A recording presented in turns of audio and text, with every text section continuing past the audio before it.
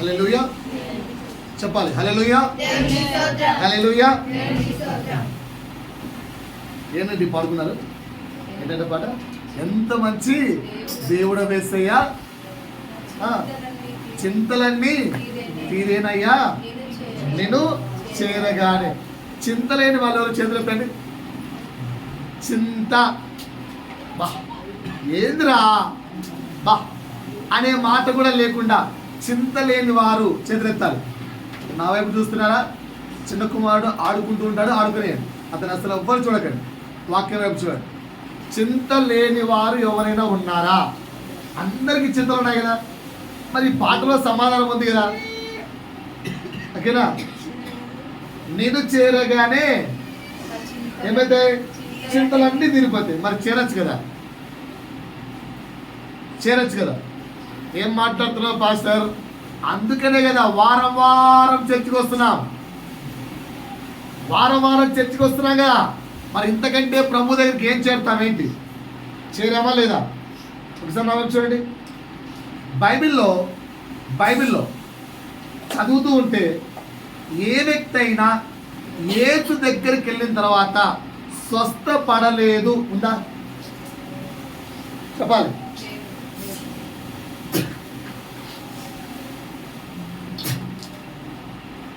Right. ఏ వ్యక్తి అయినా స్వస్థపడలేదు ఉందా? మాట్లాడరేంటండి? మాట్లాడకపోవడం ఒక అపవాది కార్యం. ఇంత గొంతు ఎంచుకొని మాట్లాడుతున్నాడు, సమాధానం చెప్పలేదా? యేసు దగ్గరికి వెళ్తే బాగుపడలేదు, స్వస్థత రాలేదు, బైబిల్లో ఎక్కడైనా ఉందా? ఉందా? లేదు. సరే, యేసు దగ్గరికి వెళ్తే సమాధానము చెప్పలేదు, బైబిల్ ఎక్కడైనా ఉందా? ఆయన్ను శోధించడానికి అడిగినా చెప్పాడు. చెప్పలేదా? చివరికి మౌనంగా ఉంటే ఏమి నా దగ్గర నోరు తెరవవా అంటే లాస్ట్కి ఆయన దగ్గర కూడా నోరు తెరిచి సమాధానం ఇచ్చాడు. సో యేసు సమాధానం ఇవ్వలేదు, బైబిల్లో ఉందా? మరి మీకెందుకు సమాధానం రావట్లేదు? ఎప్పుడన్నా ప్రశ్నించుకున్నారా? అట్లా ఎప్పుడన్నా ఆ విధంగా ప్రశ్నించుకున్నారా? అవును కదా. బైబిల్లో ఏ రోగంతో ఉన్నోడు పోయినా కూడా బాగుపడ్డాడు యేసు దగ్గరికి. ఏ కష్టం ఉన్నోడు వెళ్ళినా బాగుపడ్డాడు, ఏ సమస్య ఉన్నోడు వెళ్ళినా సమాధానం పొందాడు. మరి నా బ్రతుకుకి ఎందుకు సమాధానం రావట్లేదు? పాట చూస్తేనేమో అలా ఉంది. ఎంత మంచి దేవుడవేసయ్యా, చింతలన్నీ తీరేనయ్యా నేను చేరగా. సంవత్సరాల తరబడి చర్చికి వెళ్తాం, నాకైతే తీరట్లేదు. ఉన్నారా ఇలా ఎవరైనా? ఎవరు లేరు ఇట్లాంటి వాళ్ళు? లేరు అంటే సమాధానం చెప్పారు, ఉన్నారు అంటే సమాధానం చెప్తారు. ఉన్నారా? ఇయర్స్ తరబడి దేవుని దగ్గరికి వెళ్తున్నాను, నాకైతే సమాధానం రావట్లేదే, నాకైతే తీరట్లేదే. ఉన్నారా ఎవరైనా? ఎవరు లేరా? ఉన్నారా లేరా? చెప్పాలి. కారణం ఏంట్రా అంటే దేవుని యొక్క మాట, దేవుని యొక్క పాట ఎప్పటికీ కూడా అబద్ధం ఉండదు. మరి ఏంటి అబద్ధం? నువ్వు చేరడం అబద్ధం. నువ్వు నిజంగా దేవుని యొద్దకు చేరితే,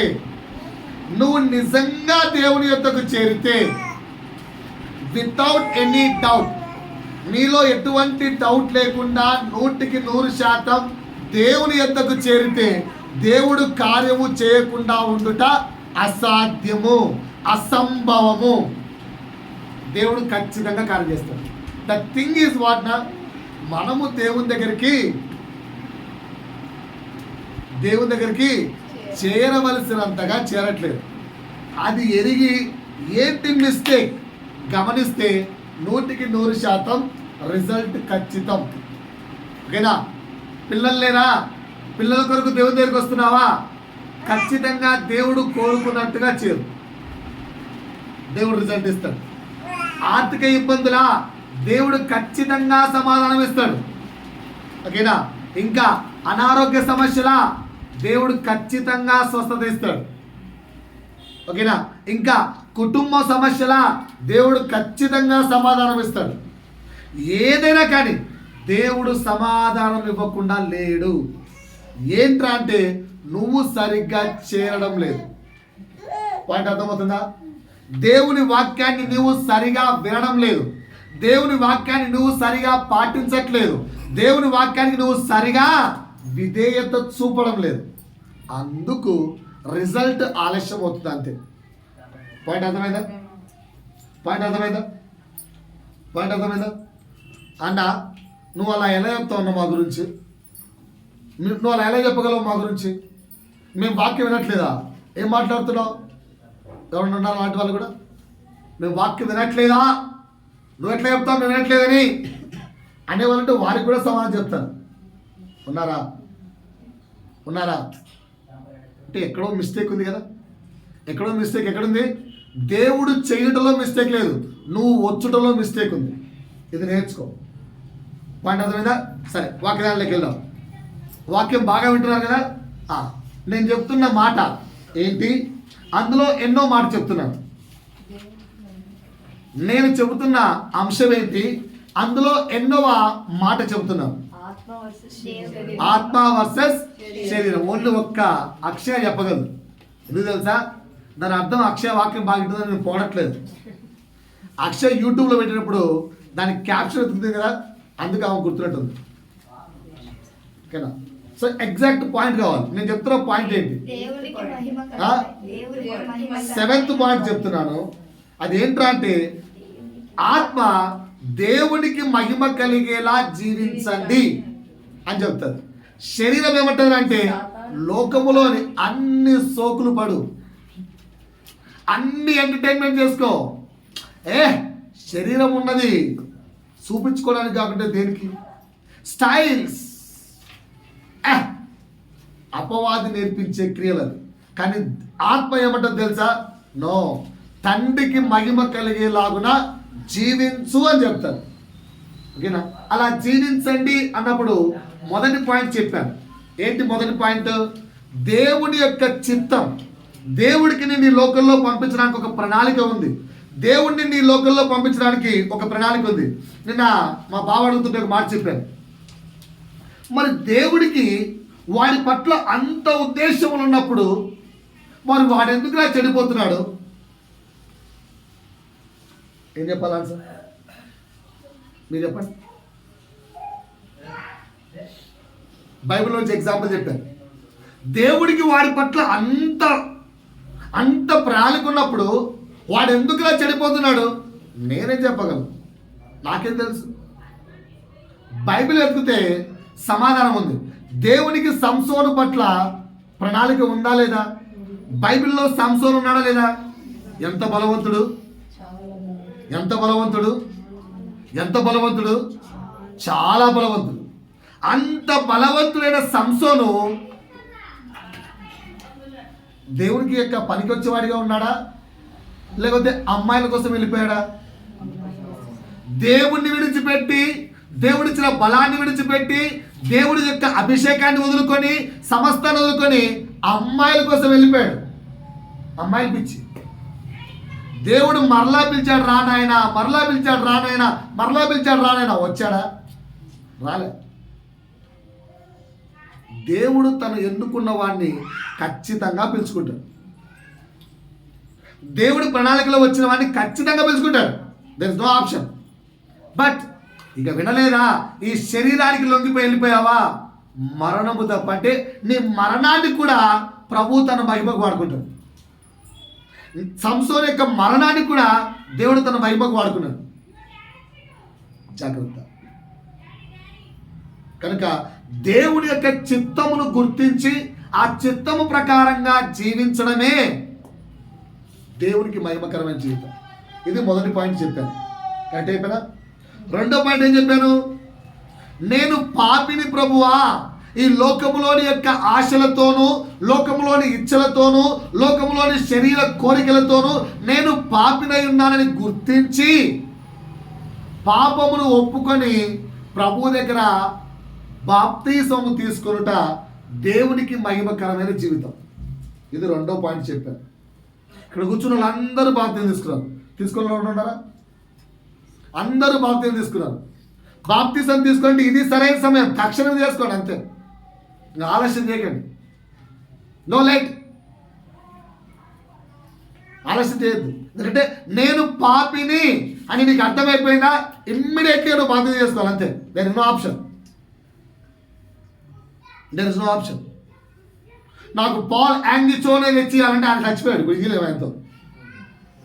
నాకు పాల్ యాంగిచో బాప్తిజం తీసుకుంటాను, నాకు సతీష్ కుమార్ ఇస్తేనే తీసుకుంటాను, నేను వాడిస్తేనే తీసుకుంటాను, నేను ఓ అంటే నువ్వు సచ్చాక ఆప్షన్ ఏంటి? పాల్ యాంగిచోనో సతీష్ కుమార్ అని దగ్గర వచ్చేటప్పుడు చచ్చిపోయావు అనుకో, ఎక్కడికి వెళ్తావు? నరకానికి వెళ్తావు. టికెట్ కన్ఫర్మ్ అయ్యా. నీకు పాపి అని అర్థమైపోయిందా, ఇమ్మీడియట్లీగా నీ జీవితంలో నా నెక్స్ట్ స్టెప్ ఏంటి? పదా బాప్తిస్తాం. నాకు నాకు పాపి అని అర్థమైన నెక్స్ట్ మినిటే డిసెంబర్ 25, 25వ తారీఖు క్రిస్మస్. ఆ రోజు ఎర్లీ మార్నింగ్ ఇక్కడి నుంచి చాంద్రాయణ గుట్టకి వెళ్ళి అక్కడ బాప్తించుకొచ్చిన. నాకు పాపి అర్థమైపోయింది, ఐ డోంట్ వాంట్ లివ్. ఇది రెండవ మాట. పాపి అని ఎరిగి బాప్తిస్తము తీసుకొని మారు మనస్సు నందిన జీవితము జీవించడం దేవునికి మహిమకరమైన జీవితం అని చెప్పాను. మూడో మాట ఏం చెప్పాను? హెడ్డింగ్ చెప్పాను కాదు, హెడ్డింగ్ చెప్పలేదా? మూడో పాయింట్ హెడ్డింగ్, జ్ఞానమందును వయస్సునందును దేవుని దయయందును మనుష్యుల దయయందును. 4 పాయింట్లు ఏంటి? జ్ఞానమందును వయస్సునందును దేవుని దయయందును అలాగే మనుషుల యొక్క దయయందును. చాలే మనుషులు ఏమనుకుంటే నాకేంది? ఏంటట మనుషులు ఏమనుకుంటే నాకేంటి? నేను దేవునితో ఉన్నాను. అబ్బో ఇది కుదరదండి, ఇది కుదరదు. సో 4 ఉండాలి. ఏంటండి? జ్ఞానమందును వయస్సునందును దేవుని దయయందును మనుష్యుల దయయందును వర్ధిల్లుచునుట దేవునికి మహిమకరమైన జీవితం. అలా నువ్వు వర్ధిల్లితే, యేసు అలా వర్ధిల్లాడు కనుకనే యేసు బాప్తిజ సమయంలో దేవుడు పరలోకం నుంచి మాట్లాడుతున్నాడు, ఈయన నా ప్రియ కుమారుడు, ఈయన యందు నేను ఆనందించుచున్నాను. నువ్వు కూడా ఇలా జ్ఞానమందును వయస్సు యందును దేవుని దయందును మనుషుల దయందును వర్ధిల్లావనుకో, నీతో కూడా దేవుడు మాట్లాడతాడు. సో ఇందులో 8 పాయింట్లు చెప్పాను. ఏంటి 8 పాయింట్లు? ఫస్ట్ పాయింట్ ఏం చెప్పాను? పాపము చేయకుండా ఉండడానికి ప్రయత్నించాలి. పాపము చేయని జీవితం కొరకు ప్రయత్నించాలి. Concept okay. రెండో కాన్సెప్ట్ ఏంటి? దేవుని రాజ్యము కట్టాలన్నా ఆసక్తి ఉండాలి. పాయింట్ క్లియరా? దేవుని రాజ్యం కట్టాలన్నా ఆసక్తి ఉండాలి. మూడో పాయింట్ ఏం చెప్పాను?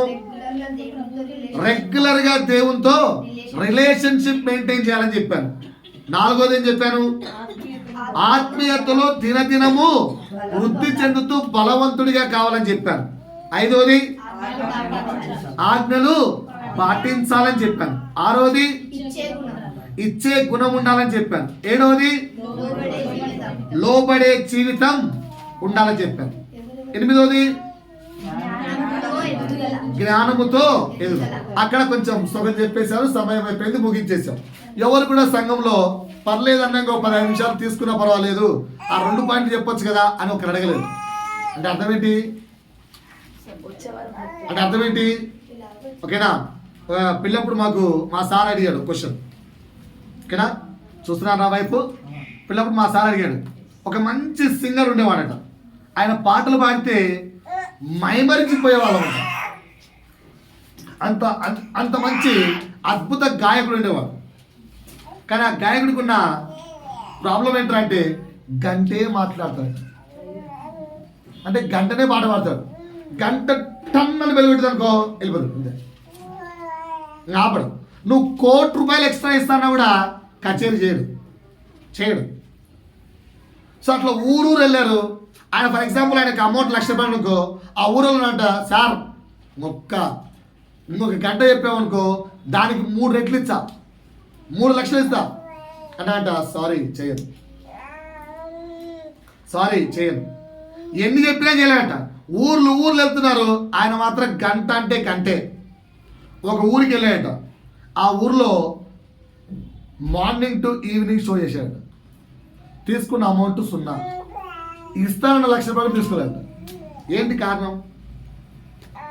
ఎవరికి అర్థం కాలే. ఇదేంట్రా, మేము 1,00,000కు 3,00,000 ఇస్తామంటే కూడా గంట దాటి చేయలేదు. వాటి దగ్గర రూపాయి తీసుకోకుండా మార్నింగ్ నుంచి ఈవినింగ్ దాకా చెప్పాడు. ఇదేంటో అసలు ఏం చేసేవరా అడిగాట. వాడు ఏం తెలుసా, పాట పాడుతున్నాడు. అందరూ మైపరిపోచ్చా అని మైపరిచిపోతున్నారు. సడన్గా గంట డన్ అని ఒకటి మనోడు ఆపేశాడు, పాట ఆపేశాడు. ఈ పిల్లోళ్ళు లేచి, సార్ మేము వినాలని ఆసక్తిగా ఉన్నాం, పాడేవాడు మధ్యలో ఆపేయద్దు సార్, పూర్తి చేసేయాలండి సార్ అన్నాడు. ఏం చెప్పాడు? మధ్యలో ఆపేయద్దు, పూర్తి చేసేయాలండి సార్ అన్నమాట. మేమైతే వినడానికి సిద్ధంగా ఉన్నాం, పాడేవాడు ఇప్పుడు మధ్యలో ఆపేయద్దు, పూర్తి చేసేయాలండి అన్నాడు. ఆ వ్యక్తి పూర్తి చేస్తూ సాయంత్రం దాకా పడాడు. అన్నట, నా దగ్గర నీ దగ్గర నుంచి ₹1 కూడా వద్దు, నేను 8 పాయింట్లు చెప్పాను, 8వ పాయింట్ సగం చెప్పాను, వచ్చే వారం చెప్తాను, ఇంకా 2 పాయింట్లు ఉన్నాయన్నాను. ఒక్కరన్నా ప్రభు వాక్యం కొరకు ఆసక్తి కలిగి ఇంకో 15 నిమిషాలైనా పర్వాలేదులే చెప్పండి పాస్టర్ అడిగారా? అంటే మనం ఏంటి, సంఘానికి అటెండెన్స్ కోసం వస్తున్నాం అంతే. ఎందుకు వస్తున్నాం? అటెండెన్స్. ప్రభా ఈరోజు టిక్ వేసుకో, వచ్చారా, అంతేనా? వినడానికి కాదా? మార్పు పొందడానికి కాదా? పాస్టర్ 10 పాయింట్లు చెప్తాడు, 8 ఇంక 2 కదా, ఇంకో మాట ఇంకో ½ అవర్ ఇందాం అనుకున్నారా? ఒక్కరికి కూడా ఆసక్తి లేదే. కరెక్టే కదా? ఏం చేద్దాం? సరే, 8వ పాయింట్ ఏంటంటే జ్ఞానమందు అంటే ఏంటో. జ్ఞానమందు ఎదగడం అంటే ఏంటి? ఆన్సర్ చెప్పాను ఆల్రెడీ. సరైనది, సత్యమైనది నేర్చుకోవడం జ్ఞానమందు ఎదగడం. ఓకేనా? చిన్న ఎగ్జాంపుల్ చెప్తాను. అక్కడ ఒక బాబు కనిపిస్తున్నాడు మీకు అందరికీ, కియా కుర్రా నడుస్తున్నాడు. వాడి వయసు ఎంత? మహా అంటే 11 నెలలు, 12 పడ్డాయేమో అంట. ఓకేనా? అంటే సంవత్సరం అనుకుందాం.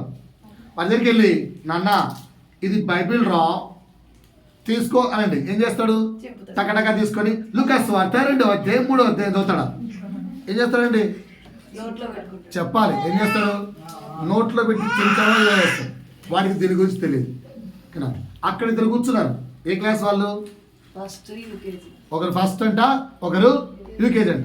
వాళ్ళకి వెళ్ళి ప్రభు గురించి చెప్పామనుకో, అర్థమవుతుందా?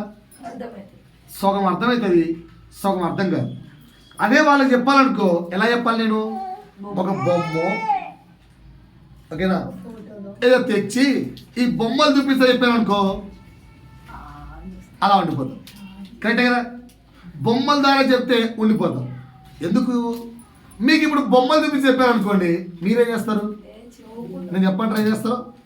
ఇప్పుడు ఇక్కడ ప్రొజెక్టర్ పెట్టి బొమ్మ పెట్టి దేవుని మాట, ఇదిగో జ్ఞానమందును అన్నారనుకో, ఆ మాట పెట్టి తిరిగేసరికి ఏరా నిద్రపోతున్నా అంటే, సార్ నిద్రపోలే సార్, వెనకలోని కాంటలని చెప్పి వంకున్నా సార్. ఎందుకు? మీకెందుకు నిద్ర వచ్చింది? పలకరేంటండి మీకెందుకు? అంటే మీరు పెద్దలు అయిపోయారు కదా, చిన్నోళ్ళ. అర్థమవుతుందా? నా వైపు చూడాలి అందరు కూడా, అందరు నా వైపు చూడాలి. ధ్యానం అంతా పిల్లవాడు ఉంది, వదిలేయండి పూర్తిగా. పిల్లవాడికి పెద్దవాడికి డిఫరెన్స్ ఇప్పుడు చెప్తున్నాను. ఓకేనా? చిన్నప్పుడు సండే స్కూల్కి వెళ్ళినప్పుడు యాక్టింగ్లతో సాంగ్స్ నేర్పిస్తాడు.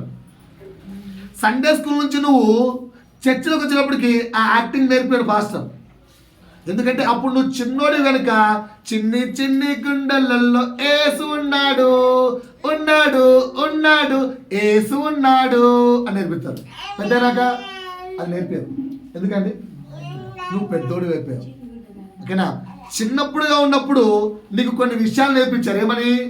ఇది దేవుడురా, ఈ విక్రమ్ దేవుడురా, దిస్ జీసస్, దిస్ ఇస్ సప్పో, this is star, this is tree అన్ని చిన్నప్పుడు నేర్పించారు. ఇంకా అదే జీవితం బతుకుతున్నావా? లేదంటే మెచ్యూర్డ్ పెద్దవాడి అయినట్టుగా జ్ఞానయుక్తంగా బతుకుతున్నావా? సత్యాన్ని తెలుసుకుంటున్నావా లేదా? పిల్లవాడికి అర్థం కావడానికి ఒక రూపం ఇచ్చాం, ఈయన యేసు అని. నీకు తెలియదు ఆయన యేసు కాదని? చిన్నవాడికి అర్థం కావడానికి ఒక స్టార్ ఇచ్చాం, క్రీస్తు జననంలో ఈ స్టార్ ఉందిరా అని. నీకు తెలియదా క్రీస్తు జననానికి స్టార్కి సంబంధం లేదని? పెద్ద అయినాక ఎదుగుతూ రావడం అంటే అది. జ్ఞానమందు ఎదగడం అంటే బైబిల్లో ఉన్న వాక్యాలను సత్యాలను గ్రహించడం జ్ఞానం. ఎంతమంది గ్రహిస్తున్నారండి? ఇప్పటికీ ఓల్డ్ వర్షన్ ఆఫ్, ఇప్పటికీ చిన్నప్పుడు నేర్పించిన అమ్మా నాన్న నేర్పించిన అదే భక్తి. కానీ నువ్వు సత్యం ముందు ఇంకా జ్ఞానం ముందు ఇంకా ఎదగలేదు.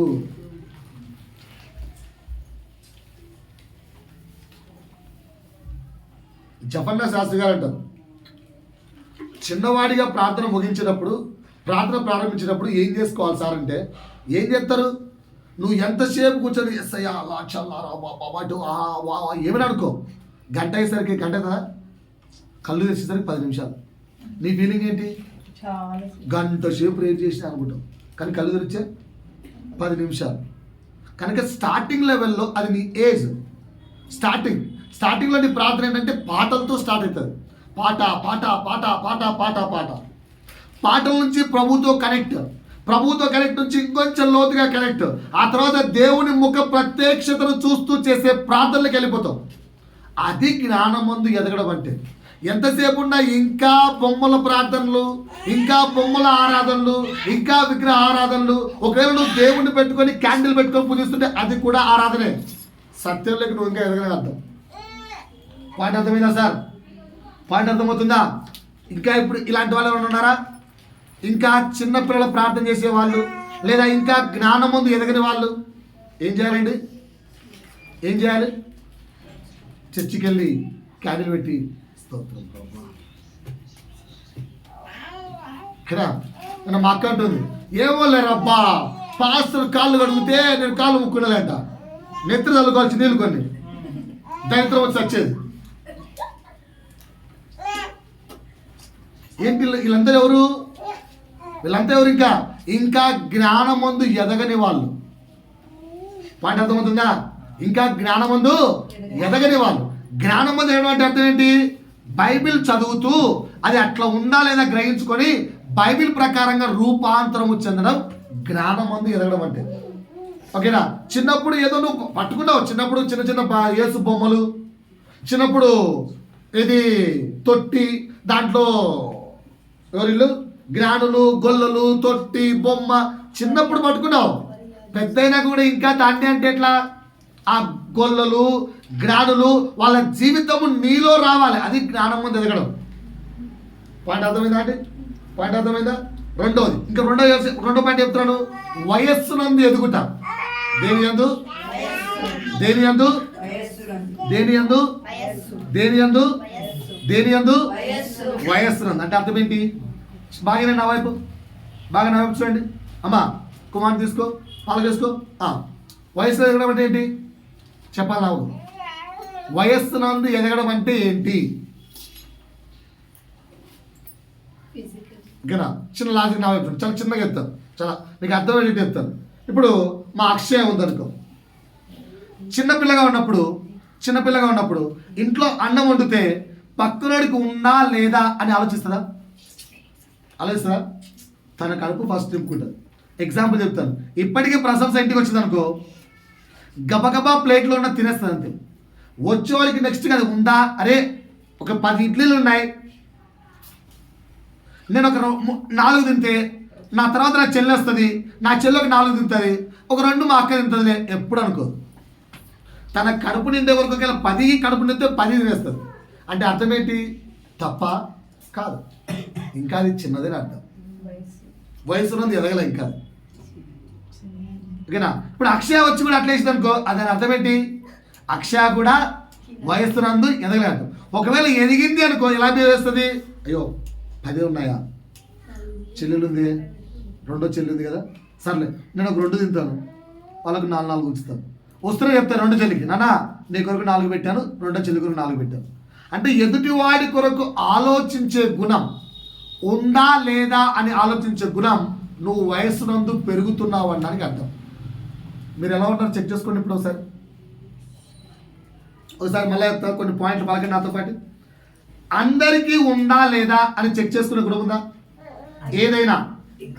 ఏదైనా అందరికీ ఉందా లేదా ఇంట్లో చెక్ చేసుకుంటారా? ముందు మీ కడుపు నింపుకుంటారా? గుడ్, నువ్వు నిజం ఒప్పుకున్నావు, నేనైతే చెక్ చేయండి సార్. అంటే ఇంకా వయసు మీద ఎదగట్లేదు, ఎదగాలి. మొన్నడైతే ఎదుగుతానన్నాడు, రైట్. రెండోది, నా వయస్సుకు తగిన పనులు నేను చేస్తున్నాను. ఎంతమంది చేస్తున్నారు? ఈ మధ్యకాలంలో వయసు ఏమో 70 ఉంటుంది, స్లీవ్లెస్ డ్రెస్ వేసుకుని పోతుంటారు అమ్మాయి. 70 ఏళ్ళ ముసలావిడకు స్లీవ్లెస్ డ్రెస్లు అవసరమా? కినా 45 ఏళ్ళు 50 ఏళ్ళ వయసు ఉంటుంది, ఆంటీ అంటాం మనం. ఆంటీ అన్న వయసు జీన్స్ ప్యాంట్ కట్టింగ్ జీన్స్ వేసుకొని పోతుంటారు. వాళ్ళు వేసుకోవచ్చు అట్లా? అంటే వాళ్ళు వయసులో ఎదిగారనా ఇంకా చిన్నపిల్లల మూర్ఖత్వమేనా? టీచర్ జాబ్కి వచ్చిన తర్వాత డిగ్నిటీ ఉండాలి. ఏంటి? చీర కట్టాలి, కట్టరు. ఓకేనా? టైట్ లెగ్గిన్లు, వాళ్ళే టైట్ లెగ్గిన్లు వేస్తే టీచర్లు పిల్లవాడికి ఏం నేర్పిస్తారు? పిల్లవాడికి ఏం నేర్పిస్తారు? ఓకేనా? టీ షర్ట్లు వేసుకోవాల్సి మంచిగా టీచర్, పైన చున్నీ ఉండదు, పాడు ఉండదు. అంటే ఇప్పుడు ఏం నేర్పించారు పిల్లలకు వాళ్ళు? క్లాసులా చెడులో కానా? అంటే అర్థం ఏంటి? ఆ టీచర్ ఇంకా వయస్సునందు ఎదగలే, అలాంటి వాళ్ళు టీచర్కి పనికిరాదు. ఓకేనా? నేను అప్పుడప్పుడు కృష్ణవేత్త అంటాను, ఇదేంటమ్మా మీ స్కూల్లో ఇలా ఉంది పరిస్థితి అంటే, ఫైన్ కట్టడానికి కూడా రెడీగా ఉన్నారే అని కొన్నిసార్లు. 100 రూపాయలు ఫైన్ అంటే ఫైన్ కట్టడానికి రెడీ అంట. నేను అలాంటి వాళ్ళు తీసిపడేయండి. ఎందుకంటే వాళ్ళు పిల్లలు చదువు చెప్పరు, వాళ్ళ పిల్లలకి ఏం నేర్పిస్తారు? చెడు నేర్పిస్తారు. అలాంటి వాళ్ళు అసలు టీచర్ పెట్టుకోవద్దు. నో. సో వయస్సునందు ఎదగడం అంటే నీకు వయస్సుకు తగిన పనులు నువ్వు చేస్తున్నావా చెక్ చేసుకోండి మీరు ఒకసారి అన్నీ కూడా. రైట్. మూడో ప్రశ్న 2 ప్రశ్నలు వేసుకోండి. ఫస్ట్, అందరి గురించి ఆలోచిస్తున్నావా? ఆలోచిస్తుంటే నువ్వు వయసులో పెరుగుతున్నావు అని అర్థం. ఆలోచించట్లేదంటే నువ్వు పెరగట్లేదని అర్థం. 2వ ప్రశ్న వేస్తున్నాను, నీ వయస్సుకు తగినట్లుగానే నువ్వు బిహేవ్ చేస్తున్నావా? నీ వయసుకు తగినట్టుగా నువ్వు బిహేవ్ చేస్తున్నావా? ఫర్ ఎగ్జాంపుల్ మా ఉదయ్ గారు ఉంటాడు. ఓకేనా? మామంటే బాగా కోపం వచ్చింది, మాట్లాడలేదు. నేను చేయాలి అప్పుడు? పిల్లనా వాడికి అంతుంటా నాకు. ఇప్పుడు నీ వయసులో ఎదిగినట్ట మూర్ఖున్నా? అప్పుడు వయసులో ఎదిగిన ఏం చేయాలి? మాట్లాడాలి. ఓకేనా? వాళ్ళు అని ముచ్చే తుడుచుకొని ఆడ పిల్లోళ్ళే నేను పెద్దోళ్ళే మాట్లాడాలి. అర్థమైందా? తేడా అర్థమైందా? వయసులో ఎదగడం అంటే అది. నువ్వు ఎలా ఉన్నావు చెక్ చేసుకో.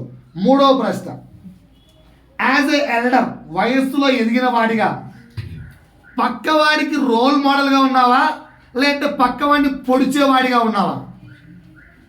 ఒకదానికి ఎగ్జాంపుల్ చెప్తాను, జాయినింగ్ లేదు. ఓకేనా? ఇప్పుడు నేనున్నాను పెద్దవాడిని. ఓకేనా? పాస్టర్ అనుకుంటావు కదా. ఇప్పుడు నేను ముందర నేను మంచిగా ఇన్స్టాగ్రామ్లో హ్యాపీగా ఇన్స్టాగ్రామ్లు, ఇంకేమున్నా రీల్స్, ఇంకా ఏమున్నా చెప్పు, సోషల్ మీడియా, ట్విట్టర్లు, ఫేస్బుక్లు అన్ని గంటల తరబడి చూస్తూ, అమ్మా don't see Instagram, wrong it is, don't see Twitter something ఇలాంటి అంటే ఇప్పుడు వయసులో ఎదిగినట్ట ఎదగనట్ట? రోల్ మోడల్గా నేను ఉన్నానా?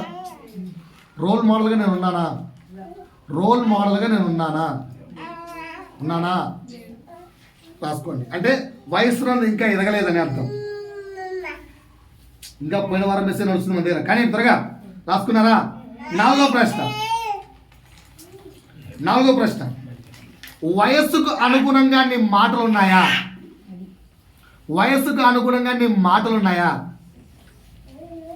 పెద్దవాళ్ళు బండ బూతులు మాట్లాడుతున్నారు ఈ మధ్య, ఇన్ ఫ్రంట్ ఆఫ్ చిల్డ్రన్, పిల్లల ముందర. అవన్నీ లకారాలే. ఎక్కడి నుంచి వాళ్ళు పెద్దవాళ్ళనల్లో వాళ్ళు మూర్ఖులనల్లో అర్థం కాదు. వయసు ఏమో ఇంత పెరిగిటది, వయసుకు సంబంధించిన మాటలు రావు. మరి ఇలా ఎదిగారనల్లా మూర్ఖులనల్లా? అరే పిల్లలు ఉన్నారే, నేను ఎలాంటి మాటలు మాట్లాడుతున్నాను, అలాంటి మాటలు మాట్లాడితే నా పిల్లలు అలాంటి నేర్చుకుంటారే. ఇప్పుడు ఈ 4 ప్రశ్నలు వేశాను. 4 ప్రశ్నల్లో టిక్ వస్తే మనం ఎదిగినట్టే. దేవునికి స్తోత్రం చెప్పడం సార్. 4th వన్, వయస్సుకు తగినట్టుగా మాట్లాడుతున్నావా? ఓకేనా? మేము పిల్లలతో అంటుంటాం, ఇప్పుడు మా స్టూడెంట్లు ఇద్దరు ఉన్నారు, ఏదో ఎప్పుడైనా కిరణ్ సార్ తిట్టేది నువ్వు విన్నావా? వినలేదు. నువ్వు చూసావా? నా నోట్లో వచ్చి బూతులు. ఓకేనా? మాకు తిట్లు రావా? నాకు తిట్లు రావా? నేను ఎప్పుడు తిట్లు వినలేదా? వినలేదా అంటే నాకు రావా? వచ్చింటాయి కదా. మరి వీళ్ళెందుకు చూడలేదు? ఇన్నేళ్ళు నాతో దగ్గర 8-9 సంవత్సరాలు నాతో పాటు ఉన్నారు కదా. నా పరిచయంలో 5 ఏళ్ళు అనుకున్నాను. ఇన్నేళ్ళలో ఎప్పుడైనా నేను బూతులు మాట్లాడటం విన్నారా?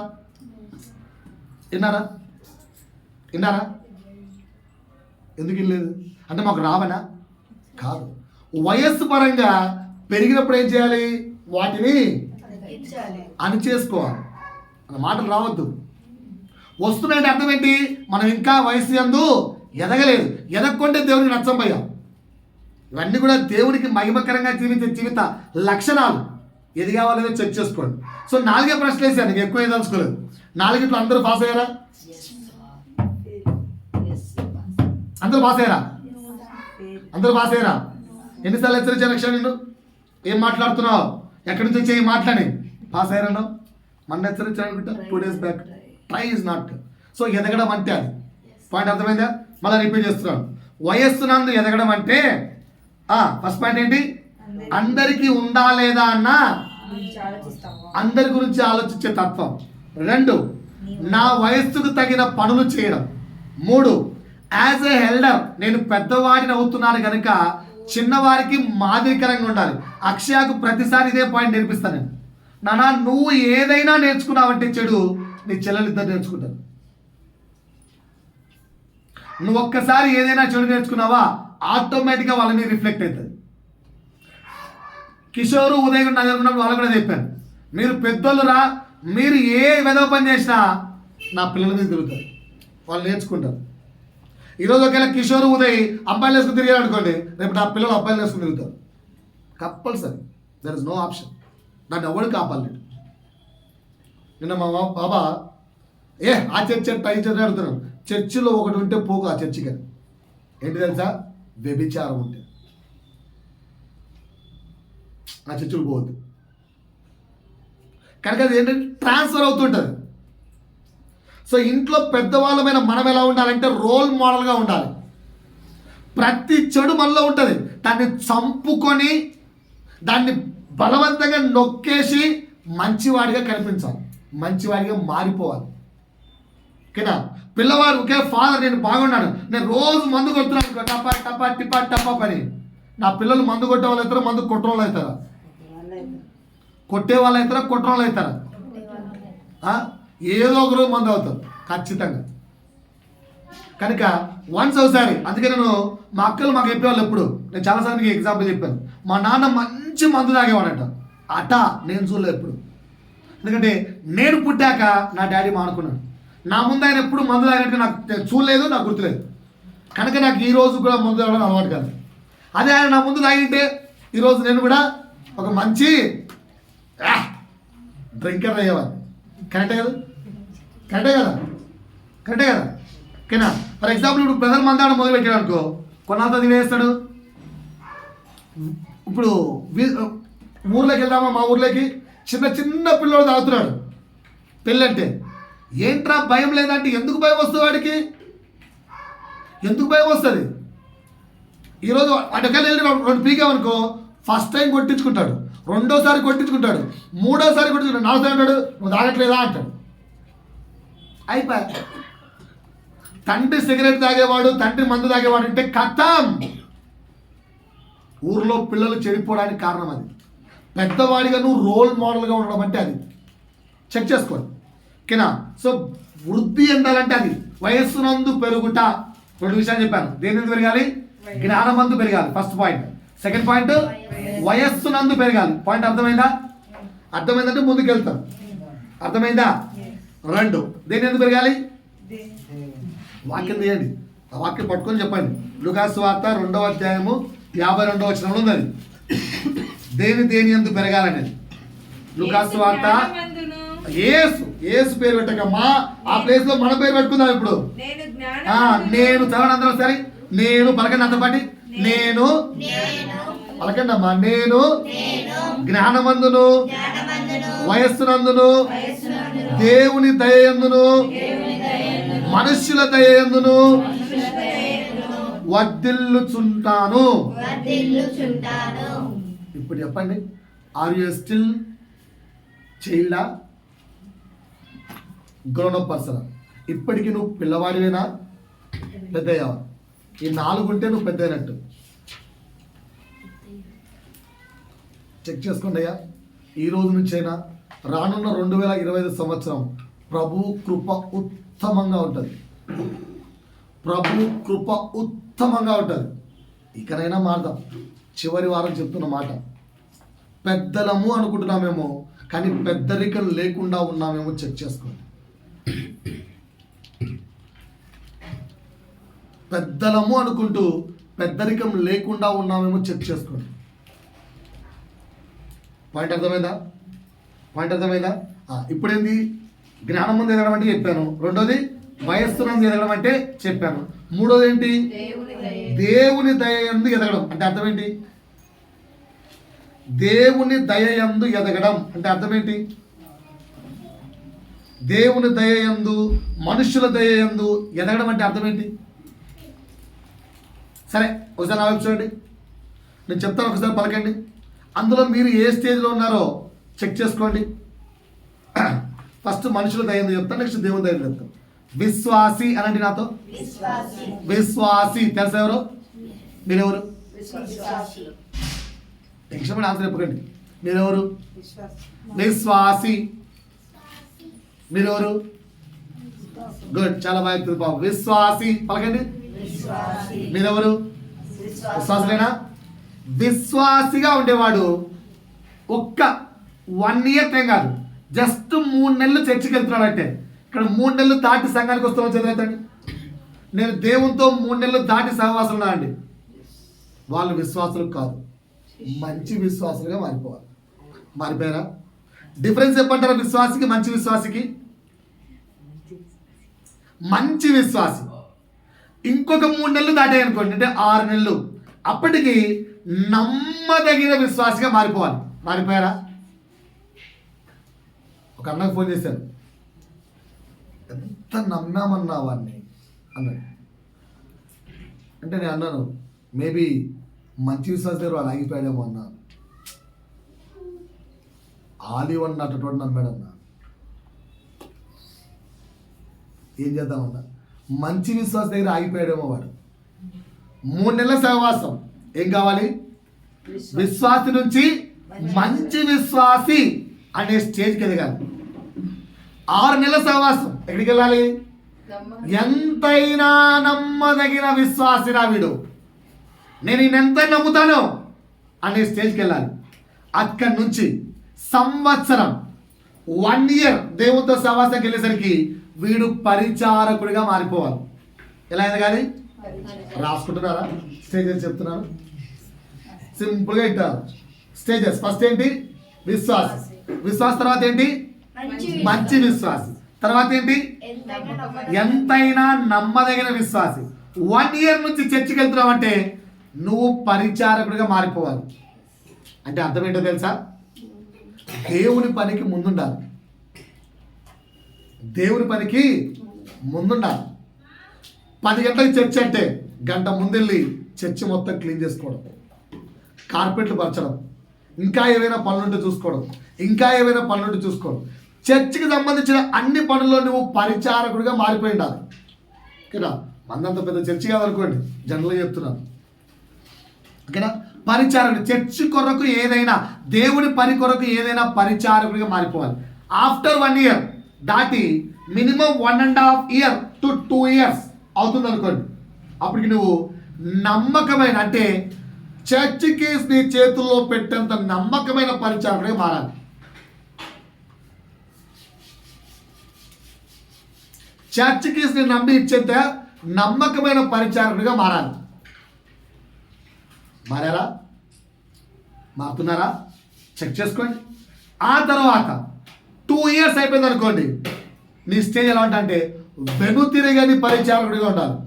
ఏమొచ్చినా, సమస్య వచ్చినా, కష్టం వచ్చినా, దుఃఖం వచ్చినా, బాధ వచ్చినా, ఏదొచ్చినా వెనుతిరుగని పరిచారకుడిగా ఉండాలి. ఏదొచ్చినా వెనుతిరగని పరిచారకుడిగా ఉండాలి. గొడవే రాని, కష్టమే రాని, మాటే రాని, నిందే పడని, ఏమైనా పడని వెనుతిరగని పరిచారకుడిగా దేవుని కొరకు ఉండాలి. వెనుతిరగని పరిచారకుడు అంటే దేన్నైనా వదులుకోగలుగుతాడు వాడు వెనుతిరగని పరిచారకుడు. ఆ తర్వాత 2.5 years దాటిపోయి 3 years అయిందా, నువ్వు స్టేజ్ ఎలా ఉండాలి తెలుసా? శిష్యుడిగా మారిపోవాలి. ఏమై ఉండాలి నువ్వు? శిష్యుడు.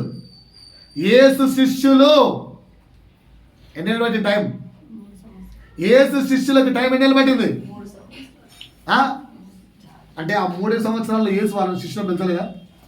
బైబిల్ ఉంది ఒక మాట తెలుసా? చాలా మంది వెనుతిరిగిరి, వాళ్ళందరూ కూడా శిష్యులే అండి. యేసుకు ఓన్లీ 12 మంది శిష్యులు లేరు, లాస్ట్కు మిగిలిపోయింది 12 మంది. ఆ విధంగా 3 years లోపు నువ్వు దేవుడి కొరకు శిష్యుడిగా మారినాడు. ఈడు పలానోడు శిష్యుడురా, ఆ పాస్టర్ శిష్యుడురా, ఆ పాస్టర్ శిష్యుడురా, ఆ పాస్టర్ శిష్యుడురా అనే పేరు నీకు రావాలి. అది మనుషుల దయ్యం ఎదగడం అంటే. అలా వచ్చిందా మీకు పేరు? అలా పేరు వచ్చిందా? అలా పేరు వచ్చిందా? రైట్. ఆఫ్టర్ 3.5 years, 3.5 years తర్వాత నాయకుడిగా నువ్వు మారిపోవాలి. అంటే ఆ కాపరి కింద ఇంకొక నాయకుడిగా నువ్వు మారిపోవాలి. ఆ కాపరి కింద నీవు సంఘాన్ని నడిపే ఒక నాయకుడిగా ఆఫ్టర్ 3.5 years మారిపోవాలి. మారిపోయారా? ఎంతమంది మారిపోతున్నారు? ఇదంతా ఏదో మాకున్నట్లేదు అనుకుంటారా? ఇది కొమ్మేసి వాక్యం. నెక్స్ట్ ఆఫ్టర్ 3.5 years నుంచి 4 years అయిపోయేసరికి నువ్వు పరిపూర్ణమైన కాపరి అయిపోవాలి. కంప్లీట్ కాపరి అంటే you have to become a pastor. నువ్వు కంప్లీట్ కాపరి అయిపోవాలి. ఓకేనా? ఒకవేళ నీ మీద కాపరి అనే కృప దేవుడి చిత్తంలో లేకపోతే, అదే సార్, దేవుడికి నీ పట్ల కాపరి అనే ఉద్దేశం లేకపోతే అప్పుడు ఎట్లా? అప్పుడు చివరి పాయింట్, నువ్వు క్రీస్తు అయిపోవాలి. ఆఫ్టర్ 6 or 7 years లోపు నువ్వేమైపోవాలి? క్రీస్తు అయిపోవాలి. పౌలు క్రీస్తును పోలి నడుచుకున్నాడు. నడలేడా? నడలేడా? ఓకేనా? ఒకవేళ ఇప్పుడు నేను ఉన్నాను అనుకో, ఫర్ ఎగ్జాంపుల్ ఇప్పుడు నేను ఉన్నాను, ఈ అమ్మాయిని చూస్తుంది 7 years నుంచి, ఈ అమ్మాయి కనిపించాలి, బా సార్ లాగా జీవించాలరా. ఎందుకంటే అమ్మాయి డైరెక్ట్ క్రీస్తుని చూడలే. క్రీస్తు ఎలా ఉన్నాడో బైబిల్లో చదువుతుంది కానీ చూడలే. కానీ అమ్మాయి ఎవరు చూస్తూ పెరిగింది? క్రీస్తును పరిచయం చేస్తున్న సేవకుడు. ఆ సేవకుడు క్రీస్తును పరిచయం చేస్తే ఆ అమ్మాయి క్రీస్తు లాగా, నా పాస్టర్ ఉన్నాడురా, నేను నా పాస్టర్ లాగా బతకాలరా. పౌలు ఇచ్చిన సాక్ష్యం అది. అందుకు ప్రతి దైవ సేవకుడికి ఈ మాట చెప్తారు, నేను క్రీస్తును పోలి నడుచుకున్న లాగున మీరు నన్ను పోలి నడుచుకున్నని సాక్ష్యం ఇచ్చేటట్టుగా సేవకుడు మారాలి. మీరు ఇప్పుడు ఏ స్టేజ్లో ఉన్నారండి? విశ్వాస దగ్గర ఆగిపోయారా? ఆ స్టేజ్ నుంచి ముందుకు వచ్చారు, టిక్ కొట్టుకొని ఎక్కడ ఆగిపోయారు? మలయపాల స్టేజెస్, మలయపాల రాసుకున్నారా? ఎక్కడ ఆగిపోయారు? ఎక్కడ ఆగిపోయారు చెప్పాలి సిస్టర్స్? ఎక్కడ ఆగిపోయారు? విశ్వాస దగ్గర, లేదా మంచి విశ్వాస దగ్గర, లేదా నమ్మదగిన విశ్వాస దగ్గర, లేదా పరిచారకుడి దగ్గర, లేదా నమ్మదగిన పరిచారకుడి దగ్గర, లేదా వెనుతిరగని పరిచారకుడా, లేదా శిష్యుడా, లేదా నాయకుడా, లేదా కాపరా, లేకపోతే క్రీస్తును పోలిన వాడివా? ఎక్కడ ఆగిపోయావు? స్టార్టింగ్లో ఉన్నాం. ఎన్ని సంవత్సరాలు పడుతుంది? ఇంకా నేను విశ్వాసం నుంచి మంచి విశ్వాసి కాడానికి ఎంత టైం చెప్పాను? జస్ట్ 3 నెలలు. మీరు సంఘానికి రాబట్టి ఎన్ని నెలలు అయింది? మరి మనుషుల దయ్యం పెరగడం అంటే అర్థం ఏంటి? అందుకనే చెప్పాను, వాక్యము మనము విని పాటించడం నేర్చుకోవాలి. ఇది మనుషుల దయ్యందు ఎదగడం అంటే. అర్థమైందా? క్రీస్తు ఎదగలేదా? 12 ఏళ్లకే క్రీస్తుకు చర్చిలో మాట్లాడడానికి అధికారం ఇచ్చారంటే ఎంత ఎదిగినట్టు మనుషులు దయ్యందు. అక్కడ బైబిల్ క్లియర్ రాసి పెట్టారు చూడండి. ఒక్క మాటతో క్రీస్తు జీవితాన్ని మొత్తం చెప్పారు లూకా. ఒకే మాటగా. ఆ తర్వాత క్రీస్తు బాల్యం గురించి ఏమీ లేదు బైబిల్లో. ఆయన 1 to 30 years బతికిన బతుకు బైబిల్ ఎక్కడ ఉందా? జస్ట్ ఒక్క మాటతో కొటేషన్. 12 ఏళ్ళ వయసుప్పుడు అదే మాట పాడాడు. చూడండి 40 వచ్చిందామండి. బాలుడుగా ఉన్నప్పుడు ఇదే మాట అన్నాడు. ఎదిగిన 30 years వాడు ఉన్నప్పుడు ఇదే మాట. ఒక్క మాటతో క్రీస్తు జీవితాన్ని మొత్తం చెప్పాడు. ఏంటా మాట? జ్ఞానముతో నిండుకొనొచ్చు, ఎదిగి బలం పొందుచుండెను, దేవుని దయ ఆయన మీద ఉండెను. 30 ఏళ్ళు వచ్చేసరికి ఏమైంది? యేసు జ్ఞానమందును, వయస్సునందును, దేవుని దయందును, మనుషుల దయందును. అయ్యా పాయింట్ అర్థమైందా సార్? ఇప్పుడు మీకు పాయింట్ అర్థమైందా? ఏమేమి చెప్పాను ఈరోజు పాయింట్? ఏం చెప్పాను? జ్ఞానమందును ఎదగడం అంటే ఏంటో చెప్పాను. జ్ఞానమందు ఎదగడం అంటే ఏంటి? చిన్నప్పుడు సండే స్కూల్లో ఆడుకున్న పాటల నుంచి చర్చికి వచ్చేసరికి సత్యమును తెలుసుకోవాలి. నిన్న రీసెంట్గా ఒక పర్సన్ ఇంటర్వ్యూ చూస్తున్నప్పుడు ఆయన క్వశ్చన్ అడిగాడు ఇంటర్వ్యూలో. ఏమని? సార్, మరి చాలామంది క్రైస్తవులు ఇప్పటికీ విగ్రహాలు పెడతారు కదా, వారు చేసేది మరి విగ్రహారాధన? ఏం చెప్పాలి ఇప్పుడు ఆన్సర్? విగ్రహారాధన అన్నాం అనుకో యూట్యూబ్ మొత్తం షేక్ అయిపోదు. ఆడొక దొంగ పాస్టర్, వాడు మమ్మల్ని విగ్రహారాధన, వాడే విగ్రహారాధకుడు, వాడికి ఏం తెలుసు? ఇన్ని మాటలు వస్తాయి రా. మరి ఏం చెప్పాలి సమాధానం? ఆయన చెప్పాడు, సార్ వాళ్ళు దొంగ పాస్టర్లు కాదు సార్, వాళ్ళు విగ్రహాలు కాదు సార్, వాళ్ళు ఇంకా బాల్యంలో ఉన్నారంతే. ఇక్కడ ఉన్నారు, ఇంకా బాల్యంలో ఉన్నారు. మరి మీరు పెట్టలే కదా సార్ అంటే మేము పెద్ద అయ్యాం సార్. మేమైపోయాం సార్, పెద్ద అయిపోయాం. ఇప్పుడు మనం పెద్ద అవుదామా, వయసు ఎదుగుదామా, అట్లా ఉందామా? ఇది 2వ పాయింట్. ఈరోజు 15 నిమిషాల్లో 3వ పాయింట్ మొత్తం చెప్తాను. ఎన్ని వీలైతే అన్ని చెప్తాను. 4వ పాయింట్ సార్ రాసుకోండి. మళ్ళీ ఒకసారి రిపీట్ చేస్తున్నాను. ఫస్ట్ పాయింట్ ఏంటండి? దేవుని చిత్తమును గ్రహించి జీవించుట దేవునికి మహిమకరమైన జీవితం. 2వది పాపి అని తెలుసుకొని బాప్తిసం పొందుట దేవునికి మహిమకరమైన జీవితం. 3వది జ్ఞానమందును, వయస్సునందును, మనుషుల దయందును, దేవుని దయందును వర్ధిల్లుచుట దేవునికి మహిమకరమైన జీవితం. 4వది బాగా రాసుకోండి, ఓపికగా రాసుకోండి. ఏంటంట 4వ పాయింట్? ఓపిక, విత్ పేషెన్స్. ఓపికగా సత్క్రియలు చేయుట దేవునికి మహిమకరమైన జీవితం. ఓపికగా సత్క్రియలు అంటే మంచి పనులు, ఇంకా సత్యమునకు అనుగుణంగా చేసే మంచి పనులు. వాక్యం చెప్పమంటే చెప్తాను, 10 నిమిషాలు ఉంది. వద్దు అంటే దేవునికి స్తోత్రం చెప్పి ఆపేస్తాను. సత్క్రియలు చేద్దామంటే చెప్తాం. మేము చేయం సార్, మాకు వద్దు అంటే ఎందుకు చెప్పడం? ఎలాగో మేము చేయం సార్, 2025లో కూడా we don't want to good అంటే ఆపేద్దాం.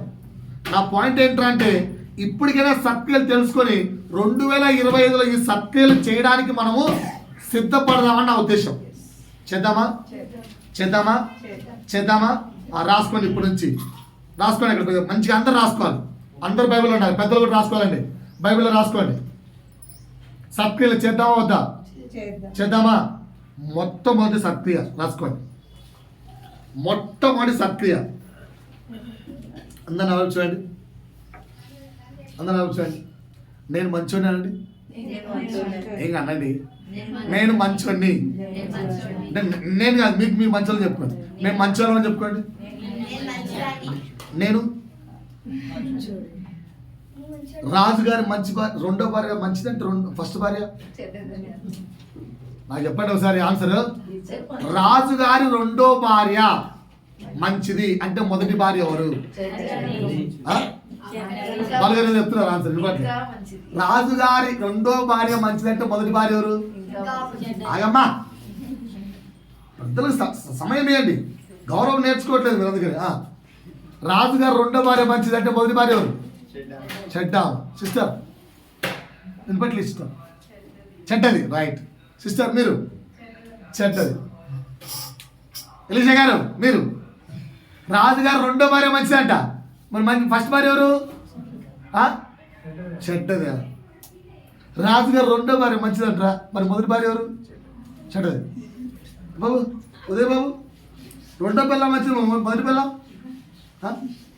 తెలీదా? తెలియదంట పెళ్ళాం అంతే, మంచిగా చెడ్డ తెలియదు. రైట్, ఇంకా మంచిదా? ఇంకా మంచిది. మరి ఇంకా మంచి అయితే రెండో దాన్ని వేసుకుని ఎందుకో అది తెలీదా? ఏం చెప్తే ఏమవుతుంది? వీడు అసలే తిక్కపాస్తున్నాడు వీడు. ఏం చెప్తే తాగుతారా? ఏం చేయలేం మరి. రాజుగారి రెండో భార్య మంచిదండి. నేను రాజుగారు రెండో భార్య మంచిదనా అండి, మొదటి భార్య చెడ్డదని చెప్పానా? నేను చెప్పానా? రాజుగారు రెండో భార్య మంచిదన్నానండి అంతే, మొదటి భార్య చెడ్డని నేను చెప్పలేదే. నేను చెప్తే మీరు అడాలి. మరి మరి మరి మొదటి భార్య అడగాలి, కానీ అడగకుండా మీ అంతకు మీరు ఏం చేశారు? ఏం చేశారు? ఇప్పుడు నేనేమన్నాను? రేయ్ అన్నా అరొకండి, ఆ వైపు భయ్యా, ఇప్పుడు నా రెండో కూతురు మంచిదని చెప్పాను. అప్పుడు మీరు ఏమడగాలి? మరి ఫస్ట్ అమ్మాయి సార్ అని అడగాలి, లేదంటే మరి మూడో అమ్మాయి సార్ అని అడగాలి. అంతేగాని ఓహో పాస్ట్ గారు రెండో కూతురు మంచి అంటారా అంటే పెద్ద అమ్మాయి చెడ్డది. నేను చెప్పాను చెడ్డదని, నేను చెప్పానా? మరి మీరు తీర్మానించుకున్నారు? మీరెందుకు తీర్మానించుకున్నారు? మనిషికి ఉన్న స్వభావం అది. ఒకరిని మంచి అంటే రెండోని తీర్పు తీర్చే స్వభావం. ఈ 2025లో ఇది మానుకుంటానని రాసుకోండి. దేవునితో కమిట్మెంట్ చేస్తున్నాను. ఈరోజు 10 కమిట్మెంట్ చేయిస్తాను. ప్రభు చిత్తం అయితే ఈ వారం వచ్చే వారం చెప్తాను. 10 కమిట్మెంట్స్ 2025లో. ఈ కమిట్మెంట్స్ దాటకుండా నాకు 2025 డిసెంబర్లో సాక్షి చెప్పాలి మీరు. 10 కమిట్మెంట్స్ రాసుకోండి. మొదటి కమిట్మెంట్ ఏంటి? నేను ఎవ్వరికి తీర్పు తీర్చను. నేను ఎవ్వరికి తీర్పు తీర్చను. నేను ఎవ్వరికి తీర్పు తీర్చను.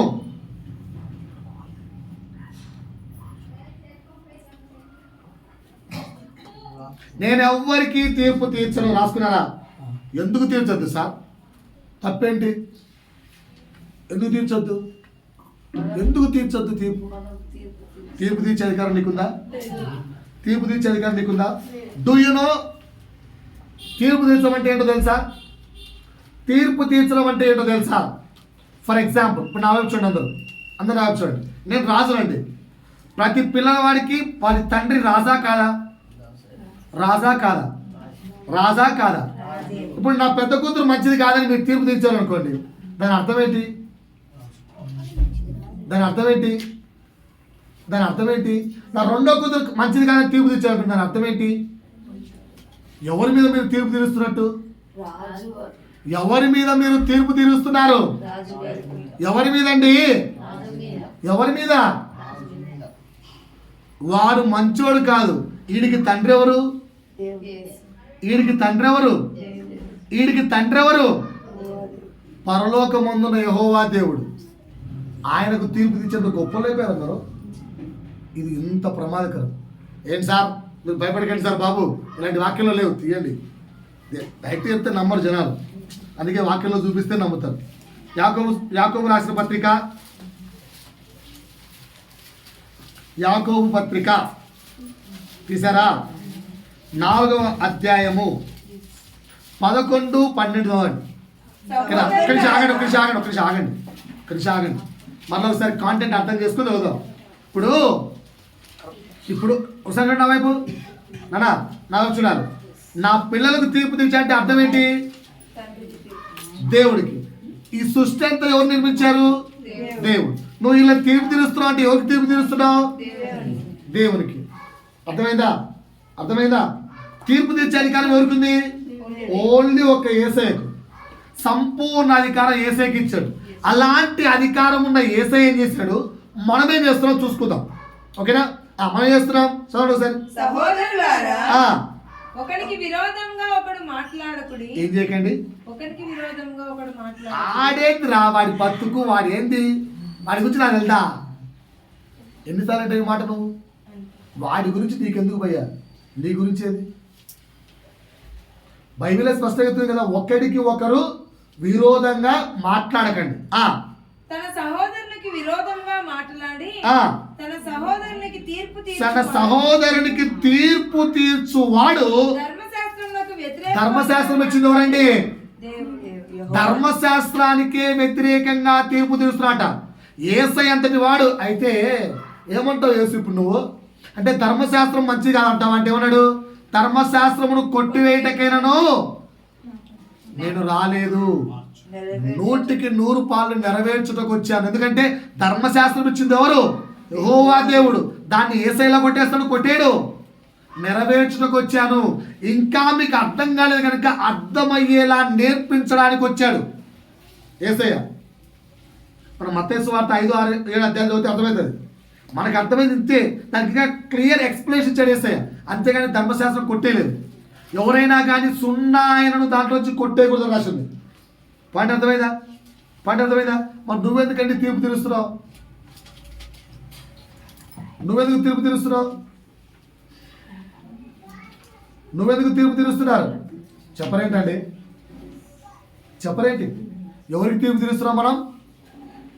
తీర్పు తీరుస్తున్నాం మనం? దేవునికి తీర్చచ్చా? రైట్. ఇంకోసారి నాతో పాటు వాక్యం చేయండి. యోహాను సువార్త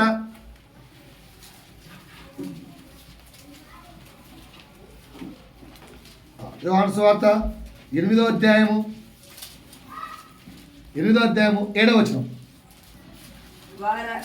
వారు ఆయనను పట్టు వదలక ఆయన తల ఎత్తి చూచి మీలో పాపం లేని వాడు మొట్టమొదట ఆమె మీద రాయి వేయవచ్చునని. వ్యభిచారం చేస్తూ దొరికిపోయిన స్త్రీ యేసు యొద్దకు వస్తే యేసుకు తీర్పు తీర్చడానికి అధికారం ఉందా లేదా? అధికారం ఉన్న అలాంటి వాడు ఏమంటున్నాడు? మీలో పాపము లేదంటే ఆమె మీద తీర్పు తీర్చాలి. ఒక్కరిని నిలబడ్డారా? ఆ పాస్టర్ ఇట్ట, ఈ పాస్టర్ అట్ట, వాడిట్ట, ఈడట్ట. నువ్వెవరండి తీర్పు తీర్చడానికి? నీలో పాపం లేదా? నువ్వెలా తీర్పు తీరుస్తున్నావు పక్కనోడికి? యేసు ఏ పాపము లేని యేసే లాస్ట్కి వెళ్ళామా? అందుకు యేసు నేనును నీకు శిక్ష వేయనమ్మా, నీవు వెళ్ళి పాపం చేయకమని ఆమెతో చెప్పాడు. కానీ దయచేసి పాపం చేయకమ్మా అని చెప్పాడు. అంటే పాపరహితుడైన యేసయ్యే తీర్పు తీర్చకుండా క్షమించేస్తుంటే మనం ఎందుకంటే తీర్పు తీరుస్తున్నాం? సో ఈ 2025 మొదటి మాట చెప్తున్నాను, ఎవ్వరికీ తీర్పు తీర్చకండి. ముందు మన కంట్లో ఉన్న నలుసును మనం చూసుకుందాం, మన కంట్లో ఉన్న దూలాన్ని మనం చూసుకుందాం. ముందు మనల్ని మనం పవిత్రంగా మార్చుకుందాం. ముందు మనము దేవుని ఎదుట నీతిమంతులుగా మారుతాం. పక్కనోడు నీతిమంతుడా, పక్కనోడు యథార్థవంతుడా, పక్కనోడి గురించి వద్దు, నీ గురించి నువ్వు చూసుకో. నేను నా పిల్లలకి చెప్తుంటాను, ఎప్పుడన్నా సార్ ఆడు, సార్ ఈడు, సార్ ఆ అమ్మాయి అన్నప్పుడు నేను అంటాను, రే నువ్వు చెప్పేది మళ్ళీ ఇంటా కానీ ఫస్ట్ వెళ్ళి వాడి లిప్స్ లాక్కుపోరా అని చెప్తాను. వెళ్ళి వాడి లిప్స్ అలా అంటారా అని చెప్తాను. సార్ చిచి వాళ్ళ లిప్స్ రేట్ రాస్తాను. మరి వాడి గురించి నీకెందుకు? పక్కన లిప్స్ నీకు నచ్చవుగా? ఎంతసేపు ఉన్నా మనం అని మన లిప్స్ మనం తుడుచుకుంటాం. పక్కన లిప్స్ వెళ్ళి తుడుస్తామా? కుక్క తుడుస్తుంది తెలుసా? కుక్క ఇంకో కుక్కలు నిలబడితే ఆ పుండు నాకుతుంది. ఒక కుక్క ఇంకొక కుక్కకున్న గాయాన్ని నాకుతుంది. ఏ మనిషి అయినా వెళ్ళి తన నాలుకతో ఇంకో వ్యక్తికున్న మలినం ఉంటుంది కదా, నాకగలరా? మరి నువ్వెవరండి పక్కవాడి తీర్పు తీర్చడానికి? నేను నా పిల్లలకి ఇదే చెప్తాను, మన లిప్స్ మనం టేస్ట్ చేసుకోగలం, పక్కన లిప్స్ టేస్ట్ చేయగలమా? మరి నీకెందుకు? నీలో ఉన్న బతుకును ముందు చూసుకోండి చాలా. కనుక 2025లో ఇది పాటిద్దామని నేను నేర్చుకుంటున్నాను. నాతో పాటు నోడు చేతులు ఎత్తి నేర్చుకుంటా అని చెప్పాను. ఎవరికి తీర్పు తీర్చకండి, ఎవ్వరికి. అర్థమవుతుందా? ఇది క్లియర్ సార్? 2025 అర్థమైందా? పాటిద్దామా? ఎన్ని మాటలు చెప్పాను? ఒకటే చెప్పాను. మిగతా 9 ప్రభు చిత్తం అయితే వచ్చే వారం చెప్తాను. ఓకేనా? నేను చెప్పక ముందు అలా అన్నా. ఎన్ని మాటలు చెప్పానండి ఇప్పుడు? ఒకటి. ఏం చేస్తారు 2025లో? ఎవరికి తీర్పు తీర్చను. రాసుకున్నారా? నేను ఎవరికి తీర్పు తీర్చను. Is it clear sir? తీర్పు ఎవరు తీర్చాలి? దేవుడే తీర్చాలి, మనం తీర్చదు. వీలైతే ప్రేమిద్దాం, లేదంటే వదిలేద్దాం. నీ దగ్గర వీలు కాలేదా వదిలేయండి అంతే, బట్ తీర్పు మాత్రం తీర్చగలరు. రైట్? ఆమెన్.